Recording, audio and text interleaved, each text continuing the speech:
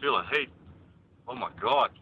Holy Heading home to Kalgoorlie through land ablaze, this is what drivers were confronted with on Sunday evening. that is insane. Kalgoorlie man Kirk DeBow recorded these pictures using his mobile phone camera. They show just how frighteningly close the flames got to cars. I could sort of see what was happening, and I then drove through it, and that's when I sort of really started panicking because you couldn't see very far in front of you. Extremely lucky to be here. Mr DeBow was one of about a dozen drivers given the okay to go on the highway. They were escorted by a fire truck. 4 hours later, cars and trucks heading the other way were sent through without an escort. The wind picked up and changed direction. The bushfire became an inferno and 3 truck drivers lost their lives. Today, their families paid tribute to the men.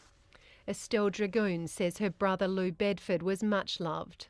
He was a very jovial person and he really loved life.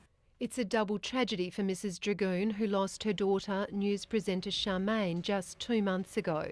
Charmaine loved Lewis, and I just hope maybe they've met up together now. Lou Bedford was on the road with his good friend Robert Taylor. When Robert come home from trips, he'd be over here and Dad would cook him tea, and no, he was a beautiful person too. His daughter and nephew can't understand why the friends were allowed through the roadblock. I just know Dad and Rob would have just trusted them, and they've been let down. And tributes too today for 54-year-old truck driver Trevor Murley.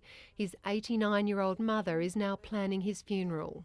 We were always very proud of him, that he took such a wonderful attitude towards life, and we all loved him. Mr Murley's sister says her brother was a humble, generous man. We can all learn from what he has shown us, because, you know, we've been just so blessed to have him in our life. Cecile O'Connor, National 9 News. Cecile O'Connor reporting for Nightline.